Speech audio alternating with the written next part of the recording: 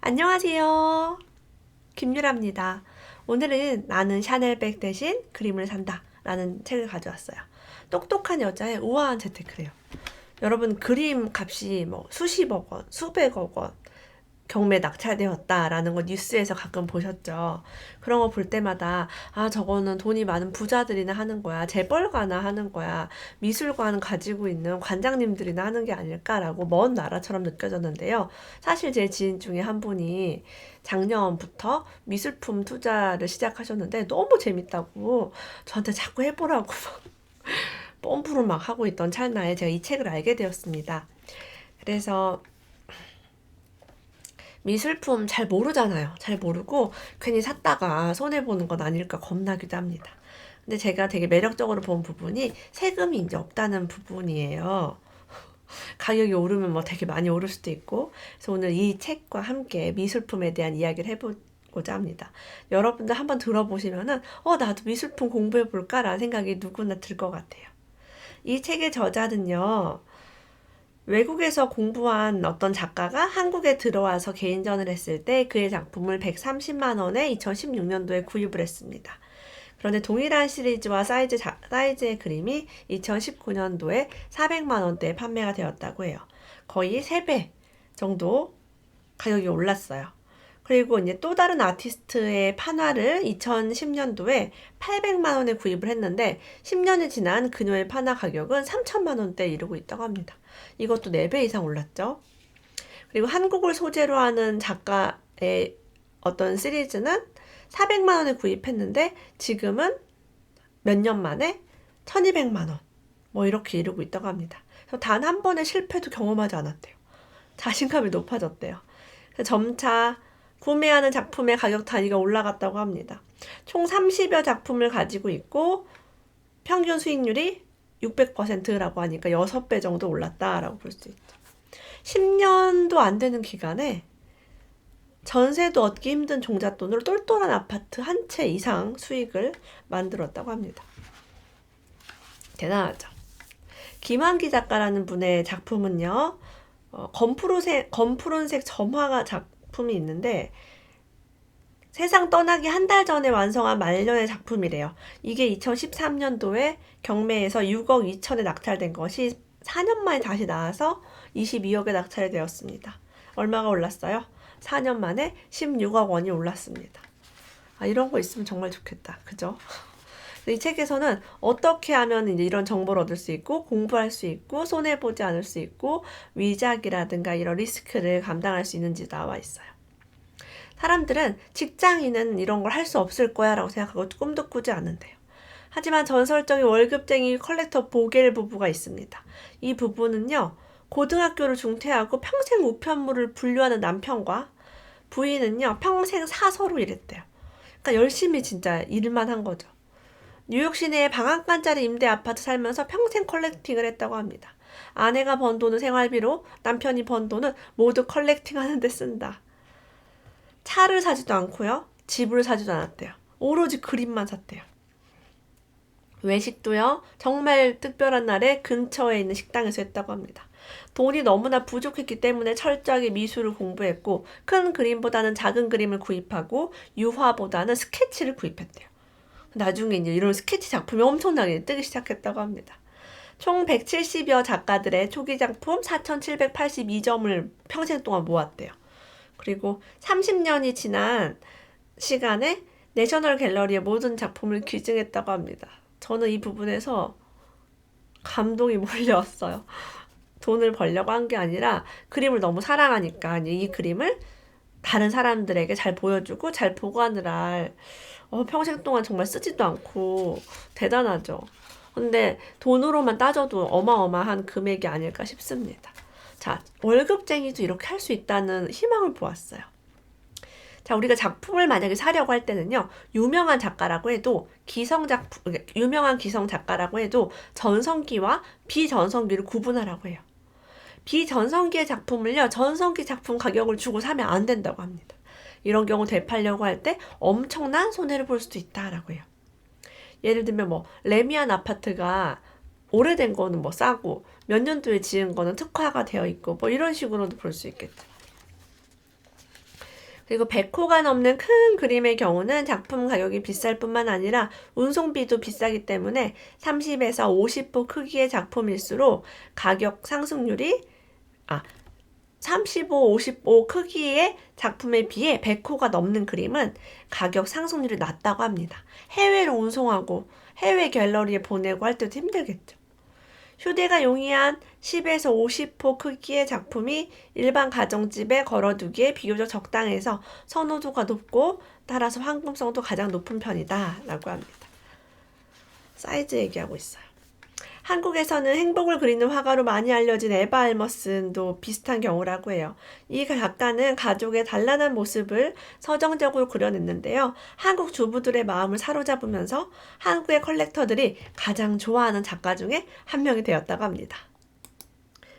제가 지인의 소개로 이제 이 작품을 이렇게 받아왔었는데요. 너무 예쁘죠? 예쁘죠? 받아온 게 아니라 샀구나. 에바 알머슨 작품 필통입니다. 갔는데 이제 그림을 팔고 있더라고요. 그림을 팔고 있는데 저는 판화라서 희소 가치가 없을 것 같아서 뭐 200만 원 정도 하는 그림을 그냥 예쁜데 좀 사기 그렇다 판화인데 이랬는데 나중에 알고 보니까 그런 것들도 이제 리미티드 에디션으로 나오기 때문에 가격이 상당히 나간다고 그렇게 들었습니다. 한국 최고의 컬렉터 집안은 사실 삼성가라고 해요. 실제로 한국의 컬렉터들에게 이거는 삼성가가 소장했던 작품입니다 라고 하며 매력적인 구매 동기로 작용한다고 합니다. 유명인이 소장하는 거는 좀 이렇게 인기가 있다라는 이야기가 있어요. 그리고 한국에서는 국립현대미술관, 시립미술관 등의 국공립미술관과 리움미술관, 금호미술관, OCI 미술관 등 사설미술관이 이런 공적인 인정을 해줄 수 있는 미술관에 속한대요. 이런 미술관에 가보시고 거기에 있는 작가의 작품들은 투자용으로 공인받는 것이나 마찬가지라고 합니다. 우리 부동산도 투기지역 지정하면 어떻습니까? 여기는 많이 오를 지역이라고 찍어주는 거죠. 그런 것처럼 이 작가는 앞으로 가격이 많이 오를 거예요 라고 하는 예고이기도 하고 컬렉터들에게는 그 해당 작가의 작품을 사들여야 한다라는 신호이기도 한다라고 얘기합니다. 자, 근데 요즘 경기가 정말 좋지 않죠. 이렇게 경기가 안 좋을 때도 미술 투자 해도 되나요? 라고 물을 수 있어요. 2008년 세계 경제 뇌관이 터졌다고 할 만큼 역대급 파산으로 기록된 리먼 브라더스 사태로 인해서 세계의 미술 시장은 침체로 접어들었다고 합니다. 한국 미술 시장 역시 그 여파로 2008년을 기점으로 싸늘하게 식어버렸대요. 그때도 아트테크의 초고수들은 정말 비싼 그림을 반값에 사거나 여러 그림을 묶어서 사는 등 수익을 내며 투자를 이어갔지만 일반적인 투자자들의 경우에는 그림 가격이 우수수 떨어지는 것을 볼 수밖에 없었다고 합니다. 지금도 주식이 엄청 떨어지고 있는데 고수들은 막 주식을 사고 있죠. 그죠? 그래서 이런 책을 읽어보니까 사실은 싸게 살 수 있는 기회라고는 이야기를 합니다. 우리가 지금부터 공부를 하면 기회를 또 잡을 수 있지 않을까 싶어요. 정확히 시세를 알게 되면. 근데 처음에는 우리가 비싼 제품을 하지 말고 100만 원에서 500만 원 사이로 작품을 소장하면서 미술 시장에 대한 이해를 높이고 인맥을 쌓아갈 필요가 있다고 합니다. 내가 안목이 좀 생겼어 라고 할 때 1000만 원대 이상의 작품을 고르는 것을 추천한다고 해요. 그래서 예산대별로 어떤 작품을 구입해야 되는지 굉장히 이 책에 잘 설명이 되어 있어요. 공부하는 방법도 되어 있고요. 전시 포스터도 돈이 된다고 합니다. 제가 이제 좋아하는 가수 콘서트에 가면은 끝나자마자 사람들이 포스터를 막 떼가거든요. 저는 이제 뭐 왜 저러지? 이러고 말하는데 지금 뭐 이제 이 포스터 중에 김한기 작가님의 1957년 유럽 개인전 포스터가 2014년도에 옥션에서 3,420만 원에 낙찰이 되었다고 합니다. 대박이죠. 네. 그래서 그런 포스터를 수집하는 것도 돈이 될 수 있다라고. 경매 시장은요, 불경기일 때 더욱 주목해야 한다고 합니다. 미술 불황기에는요, 응찰자가 상대적으로 적고 시작가가 경기를 반영하여 낮게 책정되는 경우가 많아 좋은 작품을 싸게 낙찰받을 수 있는 가능성이 높기 때문이다 라고 해요. 부동산 경매와 똑같다라고 볼 수 있겠죠. 다음 경매는 어디에서 하느냐? 서울 옥션의 경우는 옥션 블루라는 자회사를 통해서 온라인 경매가 진행되고요. K 옥션의 경우는 온라인 경매도 이제 프리미엄 온라인 경매와 위클리 경매 두 개로 나누어서 진행된다고 합니다. 마감 시간 30초 전에 새로운 응찰자가 있으면 다시 30초가 연장돼서 마지막에 이제 잘 시간을 활용하면 경쟁자를 제치고 원하는 그림을 낙찰받을 수도 있다고 얘기해요. 매년 9월에는 서울 코엑스에서 열리는 한국 국제 아트 페어가 있대요. 여기를 가면은 정말 많은 미술 작품과 작가들을 만날 수 있다고 합니다. 아트 페어 갈 때는 꾸미고 가지 말고 최대한 많이 걸어야 하기 때문에 편한 신발, 생수병, 노트 같은 것들을 가지고 가야 한다고 해요. 시간도 정말 많이 걸린대요. 평소 관심을 갖고 있던 작가의 작품을 갖고 나온 갤러리가 있다면 지나치지 말고 방명록에 이름과 연락처를 남기라고 합니다. 이를 계기로 갤러리와 교류하면서 많은 정보를 얻을 수 있다고 해요. 돈을 버는데 인맥이 50%다라고 이 작가님이 강조합니다. 이런 모든 아트페어는 일반인에게 공개하기 하루 전에 VIP 프리뷰라고 해서 VIP만 먼저 볼 수 있게 합니다. 그럼 우리 같은 사람도 먼저 볼 수 있나요? 라고 하는데요. 교류하고 있는 갤러리, 그러니까 갤러리에 가서 다음에 VIP 티켓을 좀 주세요. 오고 싶습니다. 뭐 작품을 사고 싶어요. 라고 하면은 반가워한대요. 왜냐면 갤러리한테는 돈이잖아요. 컬렉터가 그림을 사면 자기들 돈을 버니까 좋죠. 그래서 VIP 프리뷰에는 VIP 라운지가 준비되어 있어서 작품 관람 후에 갤러리스트와 긴밀한 대화를 나누거나 작품 구매에 대한 상담도 할 수 있다고 합니다. 하루 먼저 작품을 볼 수 있고요. 그때 뭐 구입도 할 수 있고 아트페어 기간 전체 동안 무료 입장도 가능하다고 합니다. 하지 않을 이유가 없겠죠. TV나 신문 잡지에서 미술 투자와 관련된 이슈들이 적극적으로 다뤄지면서 각종 기사가 쏟아진다면 이는 시장이 과열되었다는 뜻이라고 합니다. 이때는 매도 시점이다라고 해요. 누구나 다 그것을 투자로 보고 있을 때는 꼭지일 수 있죠. 안목을 키우는 습관들도 이야기해주고 있습니다. 하루아침에 우리가 미술 투자법을 알 수는 없겠죠. 서울 옥션과 K 옥션에 가면요. 메인 경매 응찰자를 위해 도록을 제작한다고 해요. 도록이 그런 미술품 뭐라고 했지? 책 같은 그런 게 도록이라고 하죠. 연간 20만 원의 가입비를 내면 도록을 집으로 배송해 준대요. 그 도록의 수준이 상당하다고 합니다. 현재 컬렉터, 투자자들이 사고 파는 중요 미술품의 최상급 도판이 수록되어 있대요. 저는 취미를 가지더라도 이런 걸 가지면 좋겠어요. 잡지를 보더라도 이런 잡지를 보면 얼마나 좋을까요? 보다 보면은 안목이 저절로 좋아진다고 합니다. 자, 갤러리에 갔을 때 추천하는 작가의 작품 가격을 작품 크기와 함께 기록을 해두래요. 어떤 작품, 어떤 크기, 어떤 작가가 얼마다. 내년 아트페어 갔을 때 재작년에는 이 작가의 작품이 얼마였을까를 우리가 알아볼 수 있겠죠. 부동산도 실거래가 우리가 보듯이 이런 거래가가 이제 투명하지가 않으니까 나만의 프라이스 리스트를 만들려고 합니다. 내가 이제 그 작품에 대해서 얼마가 시세였는지를 적어보는 거죠. 이게 돈 버는 좋은 습관이라고 얘기합니다. 월간 미술, 아트나우, 미술 평단, 서울 아트 가이드 등등 미술 잡지를 정기 구독하는 것 정말 좋다고 해요. 전시회 소식은 올댓 아트를 통해서 알 수 있고요. 이러한 작은 습관들이 모여서 돈으로도 살 수 없는 비범한 안목이 만들어진다고 합니다. 자, 인터넷으로 우리가 작가에 대한 정보와 가격 정보를 최대한 많이 조사하라고 해요.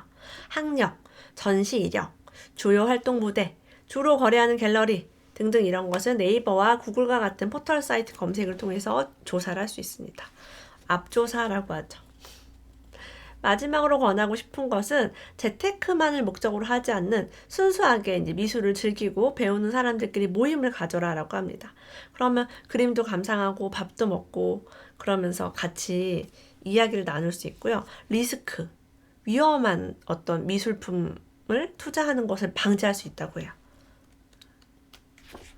미술 세계도 되게 위작이라든가 사기가 많다고 합니다. 컬렉터는요, 양도세를 납부해야 하는 경우는 이거밖에 없대요. 6천만 원 이상의 미술품 거래 중 사망한 원작자의 작품을 거래하는 경우. 사망한 원작자의 작품이 6천만 원 이하일 땐 돈을 내지 않습니다. 그리고 살아있는 작가의 작품은 수십억 원에 팔아도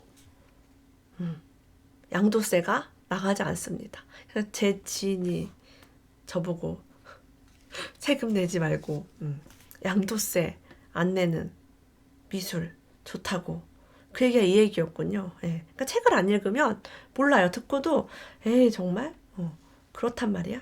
그러니까 부자들이 자꾸 미술 하나? 재벌가들이 다 미술관 가지고 있나? 그런 생각이 듭니다. 상속 및 증여세에 대해서도 이제 나와 있어요. 시가로 뭐 증여한다라고 되어 있는데요. 사실 이제 가치 산정이 굉장히 어렵죠. 이 미술품이 시세가 얼마인지, 옛날엔 내가 얼마에 샀는데. 오로지 한 개밖에 없는 작품이잖아요. 개인 간의 거래는 노출이 되지 않습니다. 내가 샀다가 저 사람한테 팔았다는 어떤 그런 등기 같은 것이 되지 않기 때문에 부동산이나 그런 것과 다르다는 거죠. 취득세가 있는 것도 아니고요. 부피가 작아서 거래 사실을 은폐할 가능성은 높고 거래 가액의 조작이 쉬워. 그러니까 내가 뭐 아까 6천만 원 이상은 세금 내니까 6천에 팔았다고 해도 모를 수도 있다는 얘기죠. 방송에서 이런 얘기 해도 되나? 예, 전 미술품 해본 적 없습니다. 어쨌든 그런 점에서 상속 및 증여를 활용된다고 합니다. 그래서 부자들이 미술품을 그렇게 수집을 한다고 해요. 우리 나중에 부자 될 거니까, 돈 많아질 거니까 이런 거 미리미리 공부해 놓으면 얼마나 좋을까요? 저는 이 에바 알머슨 작품 사고 싶었는데 돈 있었어요. 200만 원 정도밖에 안 했어요. 근데 저거 뭐 괜히 막 떨어지는 거 아니야? 그랬는데 많이 올랐더라고요. 실제로 그런 작품이. 우리 샤넬백 대신 명품백 대신 사치하지 말고 돈 모아서 그림 한 점씩 모아보면 어떨까요? 나는 샤넬백 대신 그림을 산다. 함께 읽어보았습니다. 오늘도 함께 해주신 여러분 감사합니다. 다음에 또 만나요.